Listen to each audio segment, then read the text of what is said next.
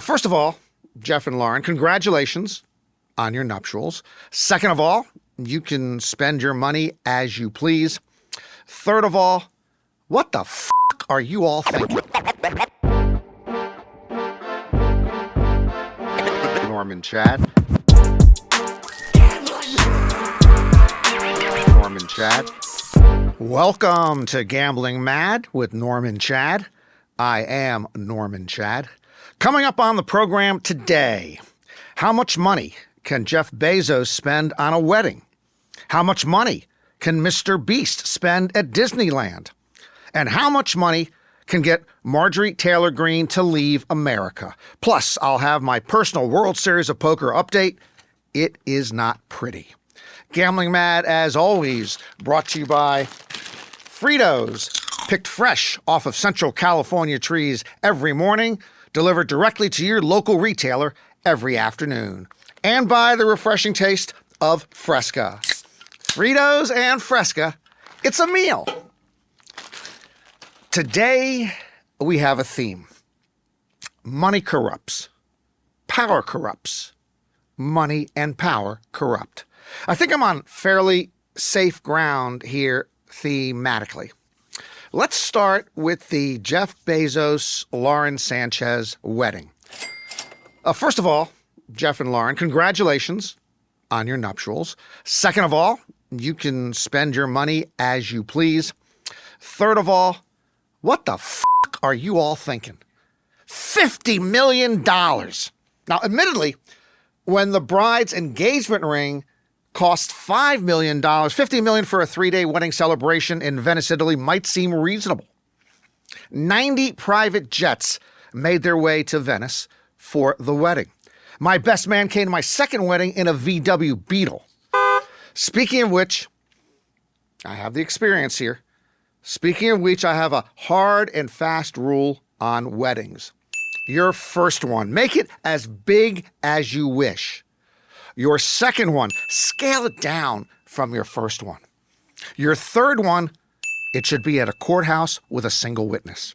Yeah, Jeff, we know you're the second or third richest person in the world, but you don't have to flaunt it 24/7. In fact, considering the world around us at this very moment, it's probably bad optics to host a $50 million wedding weekend. If he had just spent, say, $1 million on the ordeal, and you can get away for under $1 million for a large wedding party, especially if it includes a Ramada Inn, then Bezos could have used the other $49 million to try and resuscitate the Washington Post, which he bought as a play toy in 2013. And frankly, Lauren Sanchez's welfare and happiness should take a backseat to the Washington Post's welfare and happiness. Democracy depends on it. That brings us to MrBeast. Who doesn't love MrBeast? He is a 20-something with 412 million YouTube subscribers. I am a 60-something with 1,300 YouTube subscribers. He is known as a YouTube philanthropist. I am known as a YouTube failure. Hey, who's writing this stuff? We're judging people now on how many YouTube followers they have? Jeez. I'm not sure MrBeast, he gives away money and he funds cataract surgeries and he builds wells in Africa and he finances environmental initiatives, okay? But they say if you can change just one person's life for the better, you're doing a good job. Well, my wife, Tony, wakes up every morning early so that she can get out of the house without seeing me. There you go. I get her off to a bright and early start to her day. That is real impact. Anyway, I don't want to tell MrBeast how to spend his money, but he decided to plan a special date with his fiancée, Thea Boyson, and a few friends at Disneyland. That's kind of sweet. All right. Except MrBeast, real name Jimmy Donaldson, Mr. Jimmy decided to pay Disneyland to close the park for his date. He forked out $500,000 to get a private Disneyland, just for one night And that included an evening-ending parade of Disneyland characters for himself, his fiancée, and a few friends. And of course, he filmed it for YouTube. Now, if Mr. Jimmy had bought the park for one night and then brought in, 100 disadvantaged kids for the night of their lives, I'd be pretty darn impressed. And this, it reminds me of the time Charlie Sheen, he bought out the entire left field bleachers at Anaheim Stadium, hoping to catch a home run ball. Okay, that's right. In 1996, the actor bought 2,600 seats for an Angels-Tigers game. That cost actually only less than $10,000 because he got a group discount. He bought 2,600 seats so he and 3 buddies could try to fetch a home run ball. Sadly, there were no home runs hit that day, so Charlie went home empty-handed. But, I remember saying the same thing nearly 30 years ago that I'm saying today. Wouldn't it have been wonderful if Charlie Sheen bought out the entire bleacher section and brought 2,000 plus kids to their first Major League Baseball game? To this day, I refuse to watch a single episode of 2.5 Men in protest of Sheen's actions. By the way, talking about Charlie Sheen, it reminds me of something I've been meaning to say for quite a while. I am on the Epstein list, and it was worth it. Some good times. Okay, I feel a lot better now. Whew. Let's move from money to power and madness. Marjorie Taylor Greene. I felt like Howard Cosell there for a moment. Marjorie Taylor Greene. By the way, before we get to her latest indiscretion, let me ask this. She's been elected in Georgia to Congress 3 times.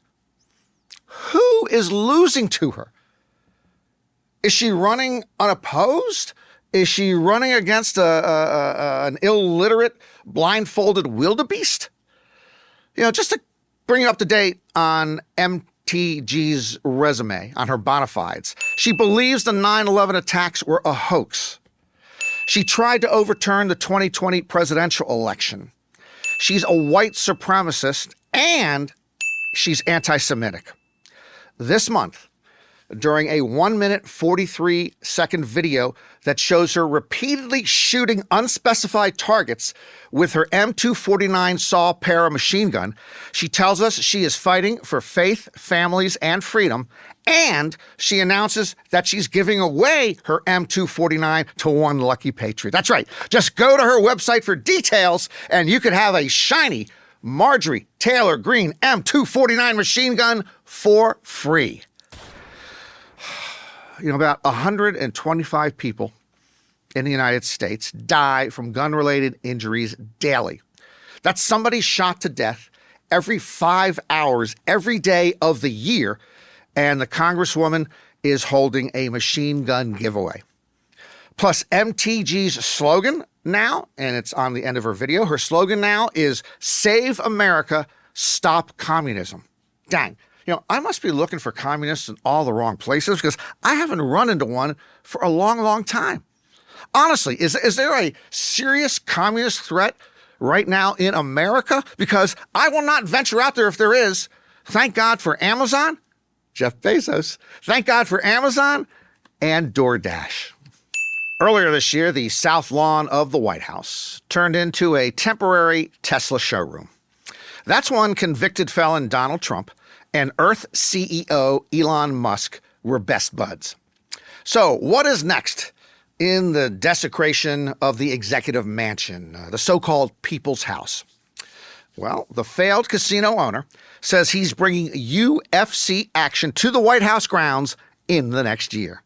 President Trump announced plans to bring a UFC fight card to the White House outdoors with up to 25,000 spectators. Conor McGregor, who hasn't even been in a ring for 4 years, immediately wrote, "Count me in." Trump wants the UFC in D.C. as part of the festivities to celebrate America's 250th birthday next year. I have a much more modest goal. I would like there to still be in America to celebrate America's 250th birthday next year. Speaking of America, I was in America as the places you could be. I spend every summer in Las Vegas at the World Series of Poker.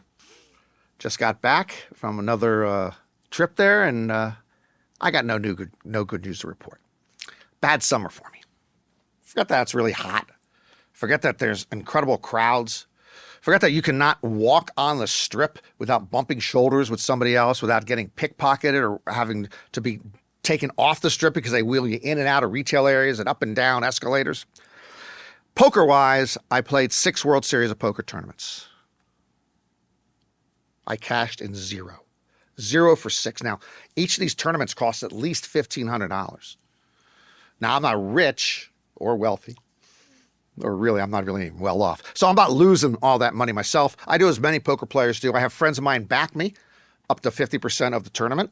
So then, if I lose $1,500 in the tournament, I'm only losing $750, and they all lose whatever they put in up to $750. And then if I win money, and I used to cash back in the old days, when I was the new kid in town, then they get a percentage of what I win, dollar for dollar. So it's a good deal for both sides. It protects you against a bad summer. I had a really bad summer. It was so bad that I decided I was going to penalize myself. I was going to punish myself. I wanted to feel the pain.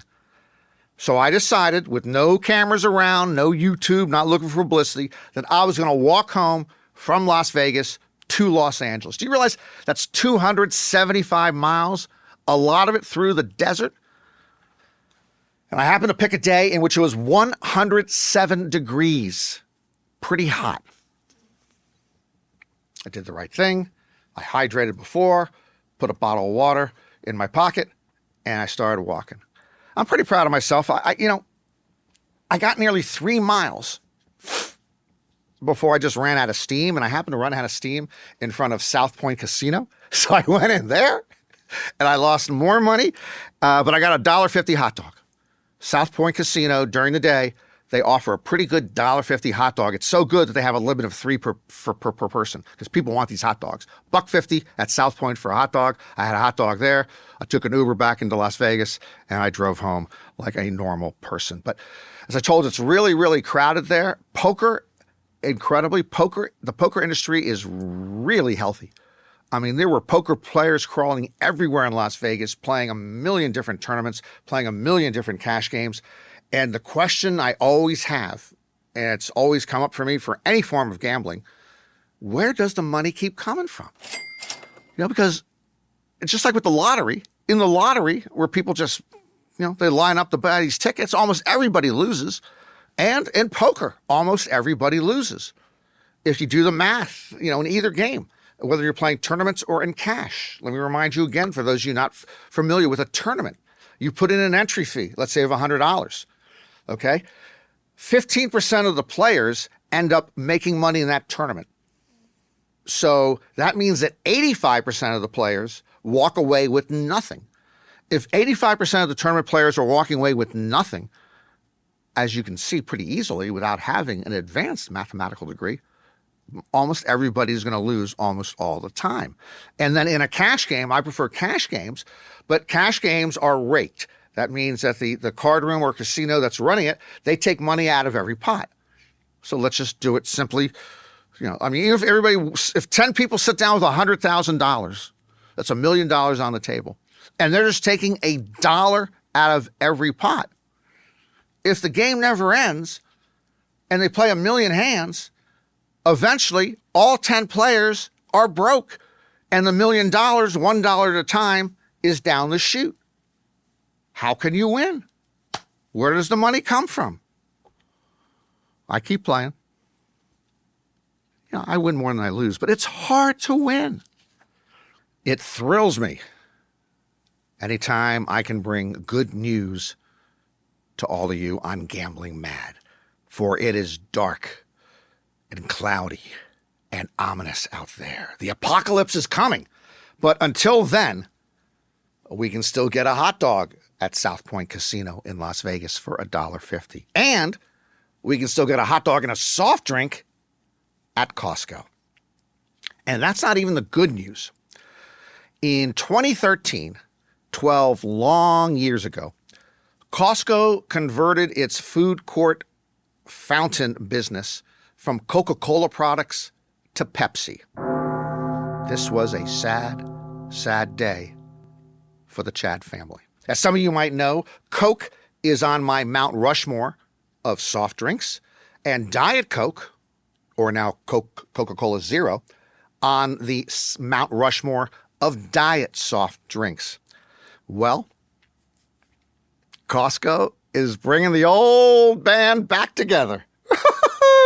Later this year, Coke and Coca-Cola products again will return to the Costco food court. Coke is back, baby! Yeah! And Costco's famed $1.50 hot dog and soft drink deal will return to its real glory days. Now, I usually try, when I'm competing, I usually try to win or lose with grace.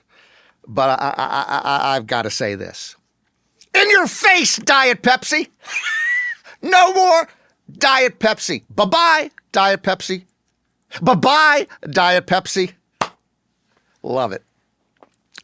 By the way, Costco, they made another mistake, which they're not going to correct on the hot dog part. First, they replaced that. They had Hebrew National hot dogs, which are great for a while, and they replaced them with their own hot dog, which, to tell you the truth, was pretty much interchangeable. But then they also had a Polish sausage on the menu, Polish sausage and a soft drink for $1.50. So I would get one hot dog and one Polish sausage. They've removed the Polish sausage a few years ago. I loved getting one hot dog, one Polish sausage. That's $3 plus tax.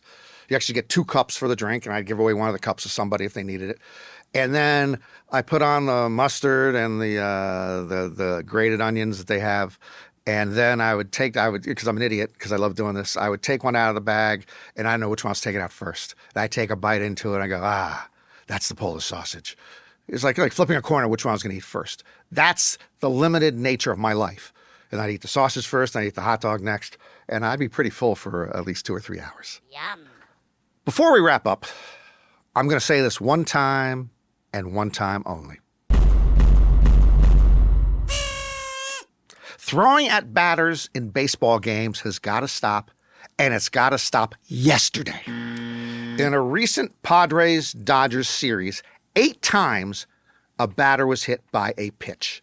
This is known what they call a beanball battle. Once you hit our guy, then we're going to hit your guy.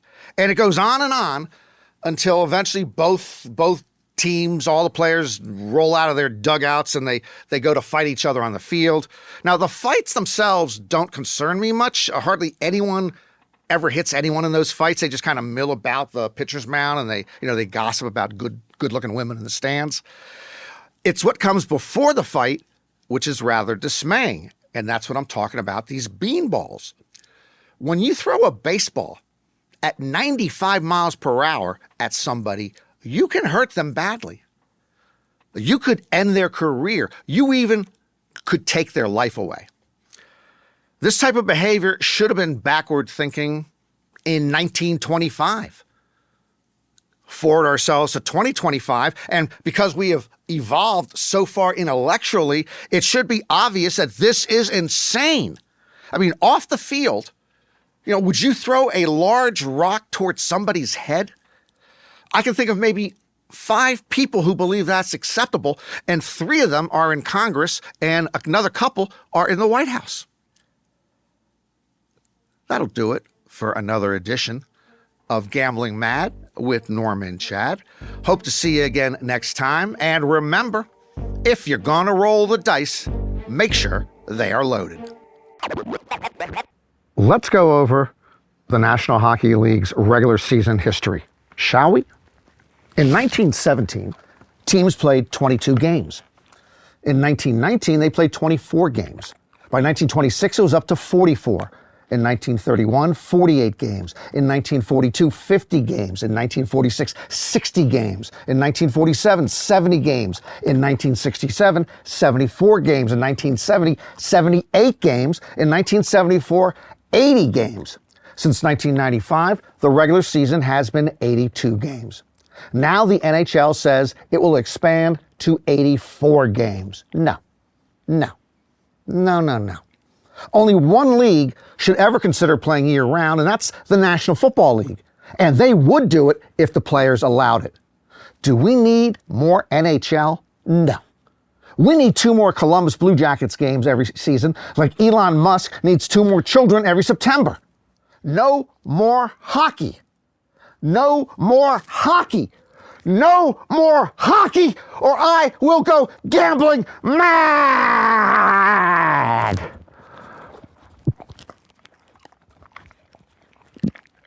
Yeah, good job, Luke. Gambling Mad with Norman Chad is written by Norman Chad and ghost-written by Norman Chad. Executive producers are John Scheinberg and Rick Barrio-Dill. Produced by Norman Chad and Rick Barrio-Dill. Our associate producers are Bree Khoury and Asher Friedberg, and edited by Asher Friedberg with studio facilities at 360 Pod Studios, Beverly Hills.